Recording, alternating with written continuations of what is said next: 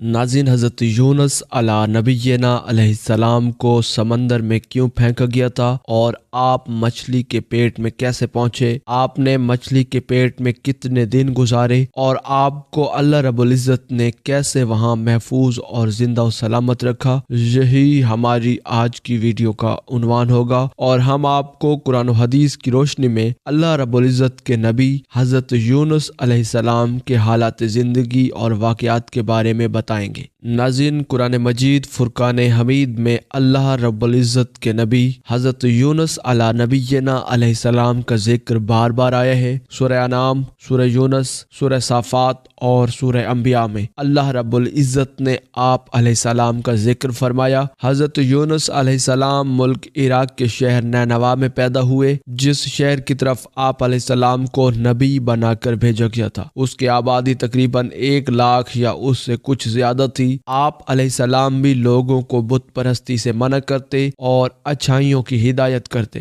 اس بات سے آپ علیہ السلام کی قوم آپ کی دشمن ہو گئی۔ آخرکار قوم کی بار بار مخالفت سے تنگ آ کر آپ علیہ السلام نے فرمایا کہ اب اللہ رب العزت کا عذاب تم پر آ کر رہے گا، اور یہ کہہ کر بستی سے باہر نکل گئے اور اللہ کے عذاب کا انتظار کرنے لگے۔ ناظرین، ان کے جانے کے بعد بستی والوں نے مشورہ کیا کہ حضرت یونس علیہ السلام عذاب کی پیشن گوئی کر کے چلے گئے ہیں اور وہ کبھی جھوٹ نہیں بولتے، اس لیے اس معاملے میں غور کیا جائے۔ ان کے مشورے میں یہ طے ہوا کہ اگر جمعرات کو اللہ کے نبی حضرت یونس علیہ السلام بستی سے باہر چلے گئے تو سمجھ لینا کہ صبح ہم پر یقیناً عذاب آئے گا۔ ناظرین، انہوں نے دیکھا کہ حضرت یونس علیہ السلام رات کو بستی سے باہر نکل گئے اور صبح کے وقت عذاب کے آثار ظاہر ہونے لگے، تو ان کو یقین ہو گیا کہ اب ہم ہلاک ہونے والے ہیں۔ یہ دیکھ کر حضرت یونس علیہ السلام کو تلاش کیا کہ ان کے ہاتھ پر ایمان لے آئیں، مگر جب ان کو نہ پایا تو خود ہی اخلاص نیت کے ساتھ توبہ و استغفار میں لگ گئے۔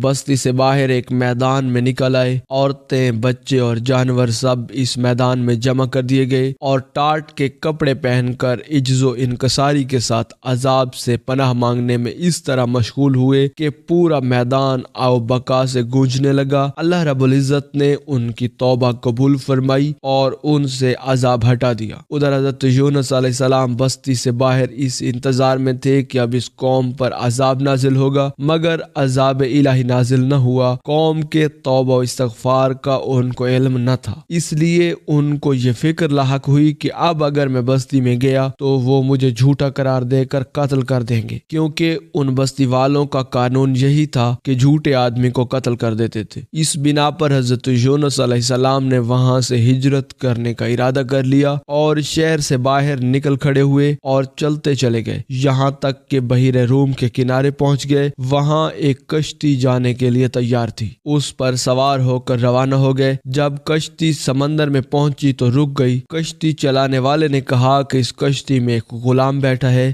جو اپنے مالک سے بھاگ کر آیا ہے، جب تک وہ غلام اترے گا نہیں کشتی نہیں چلے گی۔ حضرت یونس علیہ نبینا علیہ السلام بول اٹھے کہ وہ بھاگا ہوا غلام میں ہوں، مجھے سمندر میں ڈال دو۔ اور یہ اس وجہ سے کہا کہ حضرت یونس علیہ السلام نے ہجرت کرنے سے پہلے اللہ کے حکم کا انتظار نہیں کیا تھا، خود ہی ہجرت کرنے کا فیصلہ کیا تھا۔ ناظرین، یہ کام اگرچہ جائز تھا مگر انبیاء کے شایان نشان نہیں تھا۔ کشتی والے چونکہ آپ علیہ السلام کو جانتے تھے، اس لیے آپ علیہ السلام کو پانی میں ڈالنے پر تیار نہ ہوئے اور کرا ڈالنے کا فیصلہ ہوا۔ کئی مرتبہ کرا ڈالا گیا، ہر مرتبہ حضرت یونس علیہ السلام کا ہی نام نکلا۔ لوگوں نے آپ کو سمندر میں پھینک دیا۔ اللہ کا کرنا ایسا ہوا کہ ایک مچھلی بہت دیر سے منہ کھولے کھڑی تھی، اس نے اللہ کے حکم سے آپ کو پورا نگل لیا، مگر حضرت یونس علیہ السلام برابر اللہ رب العزت کی پاکی اور بزرگی بیان کرتے رہے۔ اگر آپ اللہ کی پاکی اور بزرگی بیان کرنے والے نہ ہوتے تو قیامت تک مچھلی کے پیٹ میں رہتے، مگر اللہ بے حد مہربان اور نہایت الرحم کرنے والا ہے۔ وہ ہر توبہ کرنے والے کی توبہ قبول کرتا ہے اور ہر پناہ چاہنے والے کو پناہ بخشتا ہے۔ ناظرین، حضرت یونس علیہ نبینا علیہ السلام اللہ سبحانہ و تعالیٰ کی مرضی معلوم کیے بغیر بستی چھوڑ آنے پر شرمندہ تھے۔ آپ پانی اور مچھلی کے پیٹ کے اندھیرے میں ہی پکار اٹھے، لا الہ الا انت سبحانک انی کنت من الظالمین، تیرے سوا کوئی معبود نہیں، تو ہر عیب سے پاک ہے، بے شک میں قصوروار ہوں۔ ناظرین، नाज़रीन, अल्लाह रब्बुल इज़्ज़त ने हज़रत यूनुस अला नबीना अलैहिस्सलाम की दुआ कबूल की और गम से उनको निजात अता फरमाई। मछली के पेट से निकाल कर मैदान में डाल दिया और उन पर एक बेलदार दरख्त उगा दिया जो उन पर साया किए हुए था। नाज़रीन, बाज रिवायात के मुताबिक एक बकरी या भेड़ का इंतजाम भी अल्लाह रब्बुल इज़्ज़त ने किया जो आपको आकर दूध पिलाती थी। नाज़रीन, उसके बाद हज़रत यूनुस अलैहिस्सलाम अल्लाह सुब्हानहू व तआला के हुक्म से तंदुरुस्त होकर दोबारा अपनी कौम के पास आए तो वो उनके इंतजार में थे। चूंकि उन्होंने अपनी आंखों से अजाब के आसार देख लिए थे, इसलिए सब के सब ईमान ले आए और सदियों तक अमन व चैन से जिंदगी गुजारते रहे। इस तरह अल्लाह रब्बुल इज़्ज़त का वादा पूरा हुआ कि जो लोग ईमान लाएंगे उनको मैं खूब रिस्क दूंगा और बरकतें अता करूंगा। हजरत यूनुस अलैहिस्सलाम की कौम से वो तमाम अजाब और तकलीफ दूर हो गई जो हजरत यूनुस अलैहिस्सलाम की बद्दुआ